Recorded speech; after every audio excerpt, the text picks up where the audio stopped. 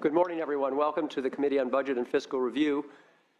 The good news as we begin today's hearing on investing in California's workforce, adult education, and career technical education is that our state's economy has now grown to be not the 8th, but 7th largest economy in the world. We're certainly still reaping the benefits of earlier generations' creation of and investment in the world's finest university system, one, unfortunately, from which we continue to disinvest. The troubling news is that our unemployment rate remains above the national average. The booming economy is leaving too many workers behind as income disparity continues to grow. In the coming years, it's estimated that about 40% of all jobs in California will require a four-year degree, though only about 32% of Californians will have one. Additionally, another 30% will need a two-year degree or some career education credential or certification. Will our federal and state investments in adult education and career technical education meet the challenge? Will we provide Californians with the skill sets needed in a quickly changing global economy? Will employers find an appropriately trained workforce, or will they have to look elsewhere? The governor's proposed budget would integrate requirements of the Federal Workforce Innovation and Opportunity Act to develop a unified state workforce investment plan, including $800 million additional dollars in funding. So we will begin with an overview of our workforce needs and the governor's vision. And we ask that Brian McMahon, who's the Undersecretary of California Labor and Workforce Development Agency, and Tim Rainey, Executive Director of the California Workforce Investment Board, join us for our first panel. Welcome, gentlemen.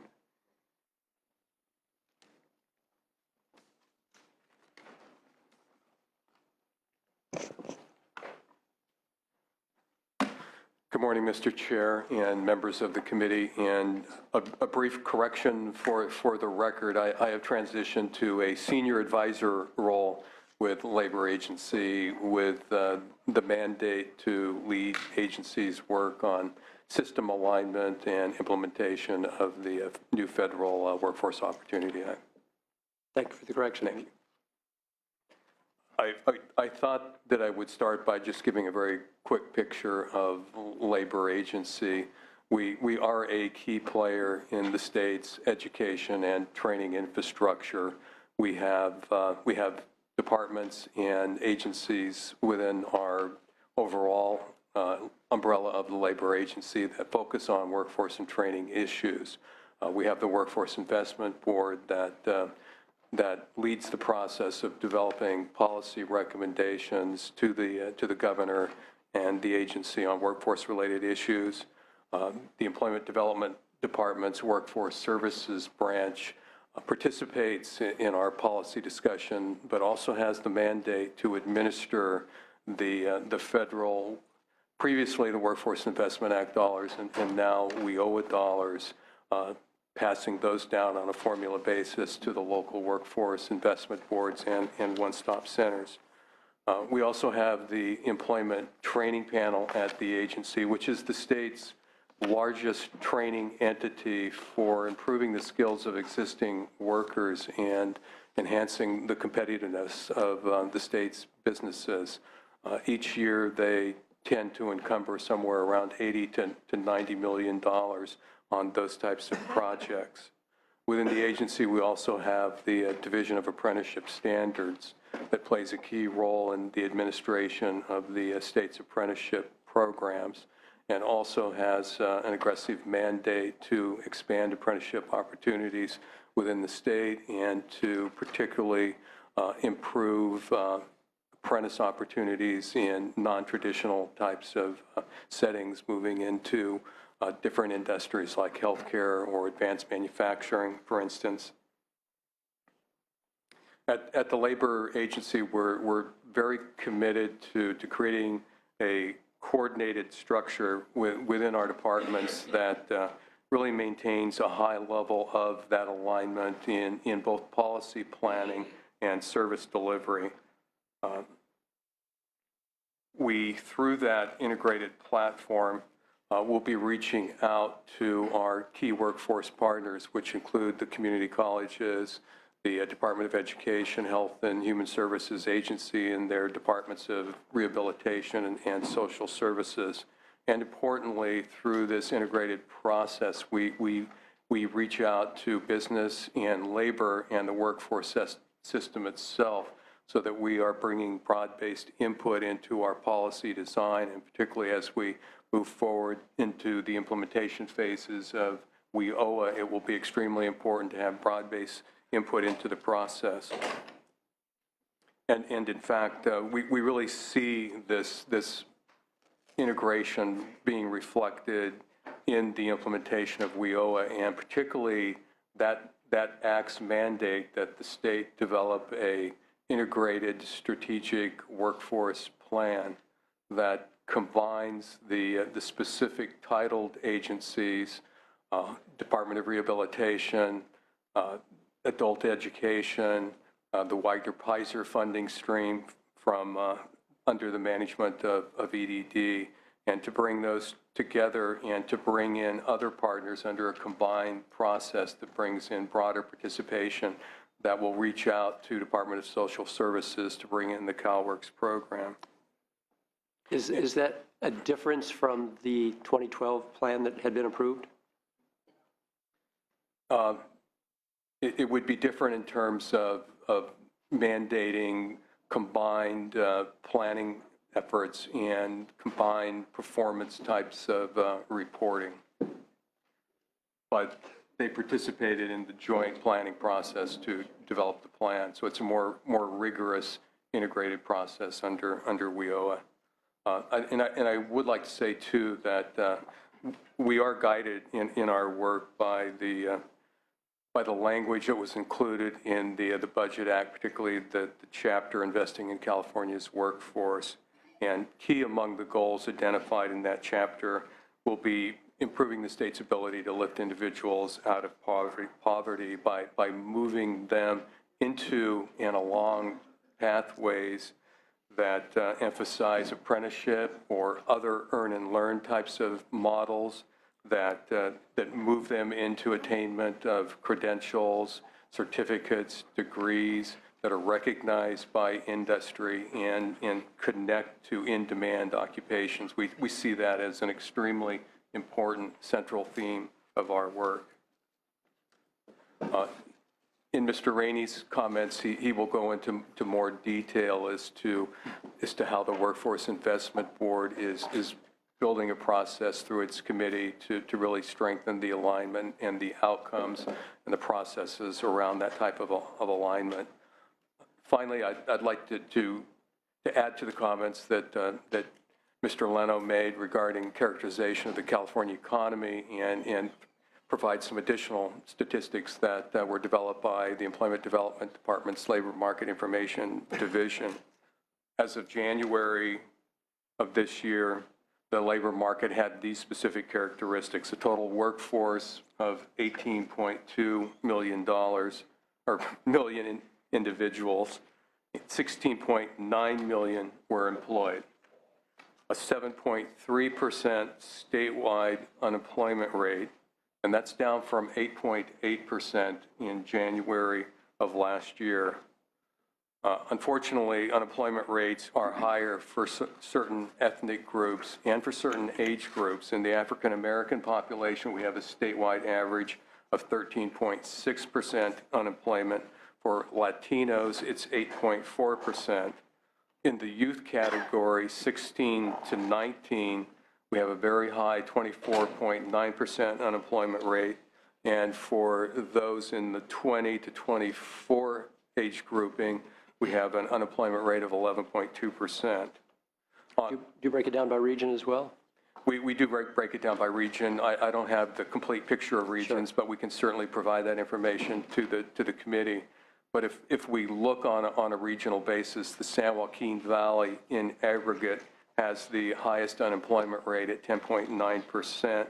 The northern rural areas of the state also as a region are at around 8.2%. And then we have individual counties, of course, like Imperial, that have very high unemployment rates. The most positive news, though, is that the state has added almost 1.5 million jobs since the recovery began, and that takes us back and past the number of jobs that were lost as a result of the recession. And in just the last year alone, California has added 350,000 new jobs. Looking forward over the next decade, it's projected that 5 of 6 new jobs that are created in the labor force will be a result of retiring baby boomers. And most of those jobs will require some type of post-secondary education. Many of those will not require 4-year degrees, but credentials and certificates and lower-level degrees. And certainly, in closing, we are all challenged by the uneven aspects of the state's economic recovery and are certainly committed to working with our communities and individuals to help them achieve a more balanced economic recovery. I'll now pass to Mr. Rainey. Thank you, Mr. Bud. Mr. Rainey. Yeah, thank you very much. Mr. Chairman, members, real briefly, I'd like to talk a bit more about the governor's vision for workforce development in the state of California and aligning this broad system of workforce development as reflected in the budget chapter, Investing in California's Workforce, that you started with. And then I'll talk a little bit more about the state planning process and how we actually aim to create one system out of what appears to many people like a very fragmented patchwork of funding streams and programs across the state. So the Investing in California's Workforce, I think, is a unique chapter. As far as I know, it's the first time in a budget that a comprehensive framework for the workforce investment system in the state of California was laid out. It's important because the governor is giving direction to all state agencies and departments that we've got to achieve a much higher level of alignment among the various funding streams, with the idea that no one program, no one funding stream, agency or department can alone impact employment meaningfully in the economy, but pulled together in a comprehensive system, a aligned workforce development system can make great impacts in employment and unemployment and underemployment in the state. The framework includes a prominent role, as Brian stated, for the state strategic workforce plan as required by the new Federal Workforce Innovation and Opportunity Act. It also highlights the need for coordination of programs and services around industry sectors that are driving regional employment. So it's not just about the need for program alignment, but aligning those programs around, at the regional level, those industries where most of the job openings are going to occur. And then finally, a focus on quality skills training that, especially work-based learning and earn and learn and apprenticeship on-the-job training, those kinds of things, that connect people to pathways into those good jobs that are going to be open over the next decade, as Brian pointed out.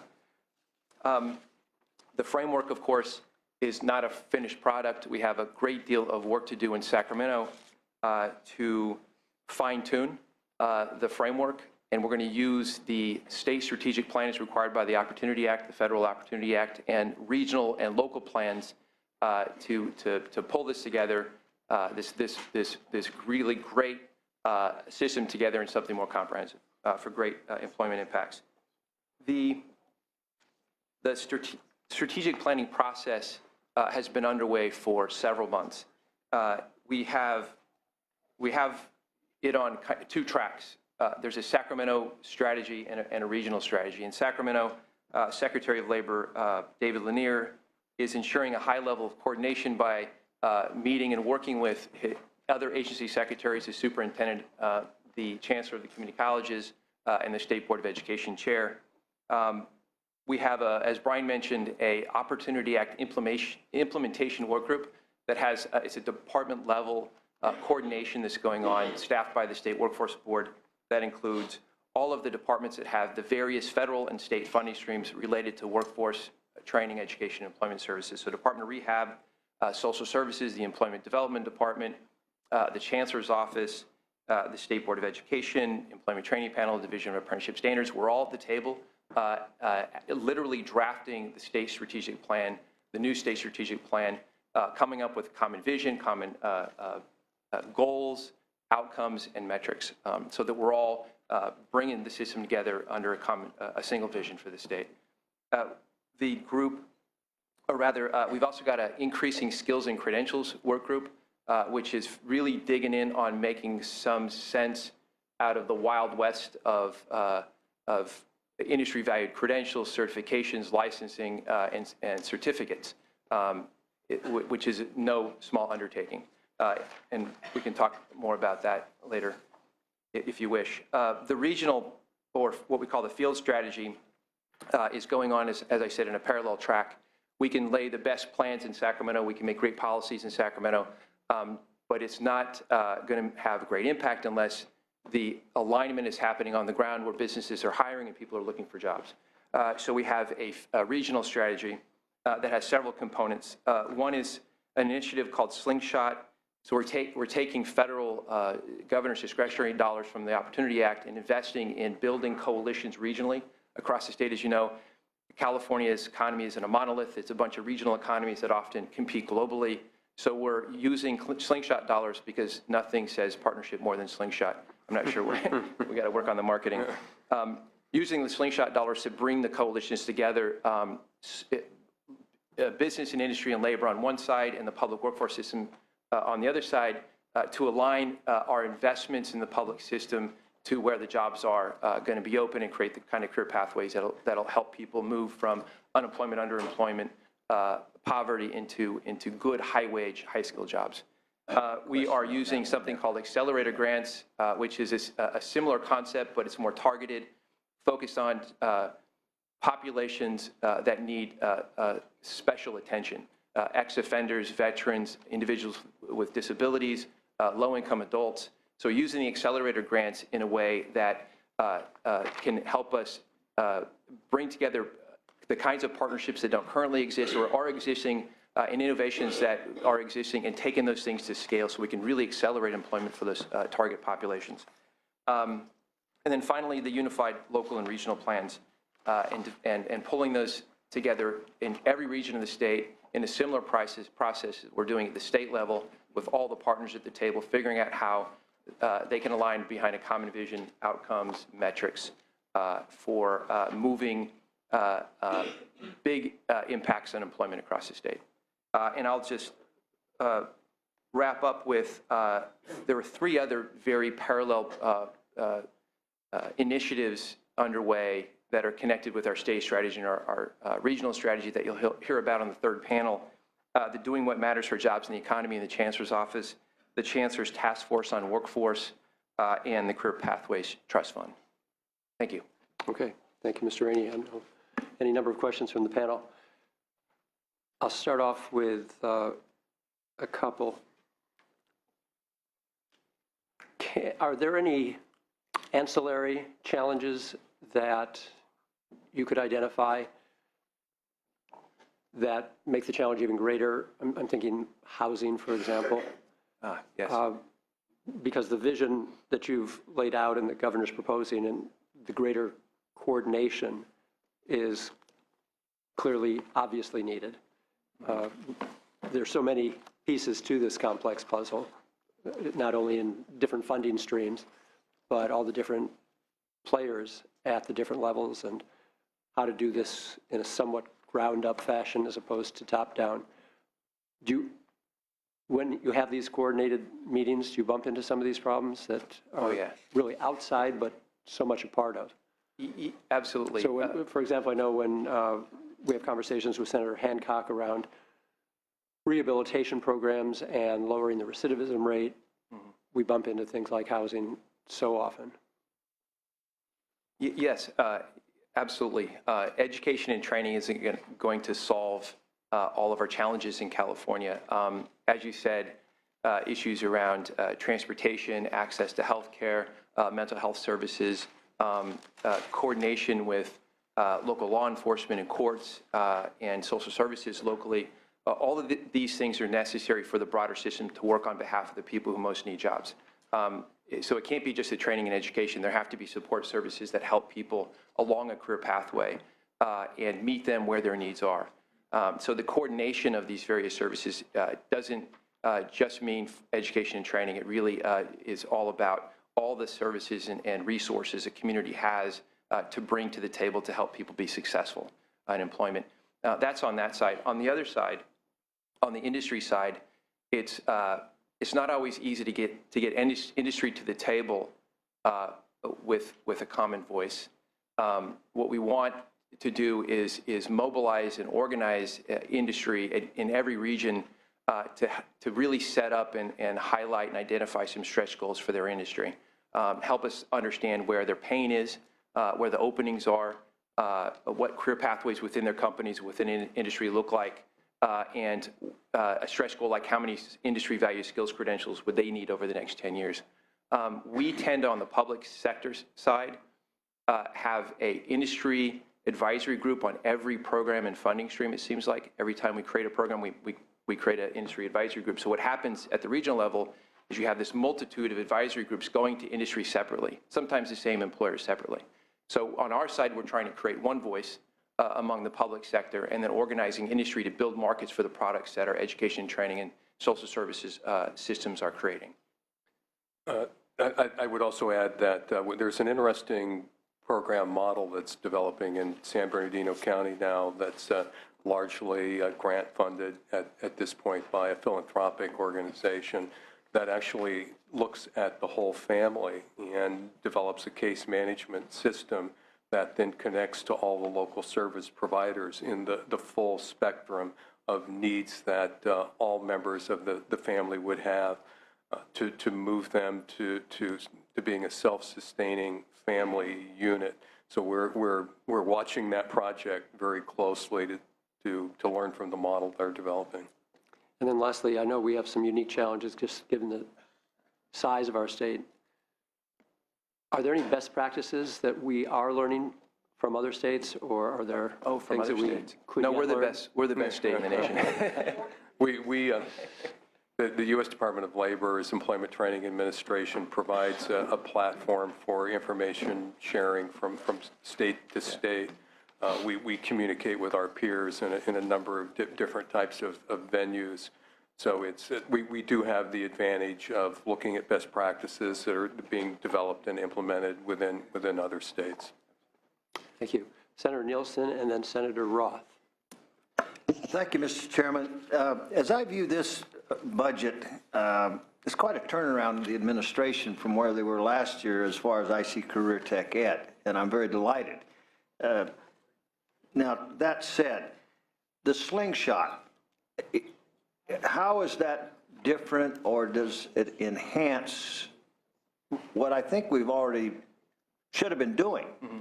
So are we just duplicating and putting a new name on something, or are we really doing something significantly different and better? Right. But the term slingshot was, we came up with that not because it reflected partnership, but because it was taking existing coalitions and partnerships and kind of slingshotting those forward. It isn't a new program. It's not even a new initiative. It's an organizing mechanism to put existing resources to work in new ways. So we're very clear with the Slingshot coalitions that we're not funding another layer of bureaucracy and yet another program. What we want them to do is broad coalitions of labor, industry, and community colleges, economic development, workforce boards, to identify a big employment problem that if they solved it, it would move the needle on employment in the region significantly, and then rally around that accomplishment and use existing dollars in a more combined and integrated way to solve those problems. This is how we're getting at the better alignment and integration regionally rather than creating new programs. It's a way to bring programs together and work together better across silos. And I think I would add to Tim's point that at the state level, we understand that in order for these types of projects to be effective, it does take a fairly close working relationship with the state team and the local team, so that we work jointly in terms of structuring the project and keeping the communication and monitoring so that the project achieves the types of goals that we all have for it. Yeah, and If I could just add one small point.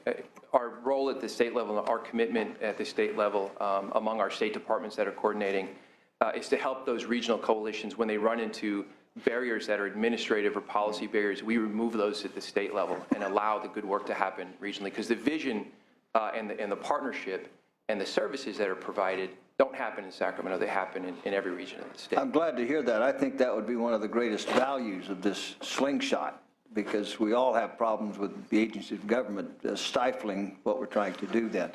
Kind of a long time, many year goal of mine is what I'd call career tech ed matriculation. I've encouraged UC and CSU to embrace career tech students, and that has always seemed to face some resistance. I'm informed that there's some things that have been going on that are going to enhance that. Now, what do I mean specifically? One who gets into career tech ed may be into the career of their dreams, and that's all they want to do. But many might want to do more within that career, advance themselves in some way, or be moving off into some new directions. Are there some mechanisms herein to enhance that opportunity for the upward bound, if you will, career tech student? Absolutely, and I think you're going to hear more about it on the third panel with the Department of Education and the Chancellor's Office representatives. But there is a concerted effort to make sure that the career pathway work that happens in the K-12 system and the community colleges allows students to also get credit for the work, so they don't have to, so they can make a choice between more educational attainment or further educational attainment, or going into the workforce, or both. Going into the workforce for a while and being able to go back to school and get more credit and a college degree later on and higher skilled jobs. Yeah. So it's not a one or the other, it's a and or. I'm not sure if I said that right. And that type of effective pathway is really achieved by all the different programs that you'll hear from today working closely together. And I don't want to use the term pathway, but we really do want an individual's career progression to be a pathway with exits into work, exits into a credential, exits into degrees or four-year degrees. Great. Just one last quick one. And I profusely thank the governor for restoring the agricultural incentive grant that's been around 35 years. In fact, he more than one-upped me. He expanded that to other career tech ed, which I really appreciate. I think that's going to be hugely an incentive to career tech ed. For the rest of that, is ag ed qualified for grants in that area, or are they confined just to the ag incentive grants that we've already had for many years? Can they apply for the rest of this, some of this, and compete? I guess that would be my question. Yeah, the efforts that are happening, especially in the Central Valley, build on the agricultural incentive funds. The coalition coming together in the Central Valley is actually focused on the agricultural value chain. So looking at process techs, which is there's an undersupply of process techs in the Central Valley in food processing and water technology and manufacturing related to agricultural. So the Career Pathways Trust Fund work, the slingshot work, the regional planning, and the agricultural incentive grants should all be used in a combined, unified way to meet the needs of that industry in the Central Valley. Thank you. Thank you, Senator Nielsen. Before we go on to Senator Roth and then Senator Pan, we're going to call the roll, please. Senators Leno? Here. Nielsen? Here. Allen? Here. Anderson? Bell? Here. Block? Here. Hancock? Here. Mitchell? Here. Monning? Here. Morrell? Wynn? Here. Han? Here. Pabley? Here. Roth? Here. Stone? Here. Woke? Here. We have a quorum. Thank you. Thank you, colleagues, for joining us. Also want to welcome our colleague, Senator McGuire. Senator Roth. Thank you, Mr. Chair. Gentlemen, I think we've had a significant, you referenced significant employment problems, at least one of you did. We've had one in the state of California having to do with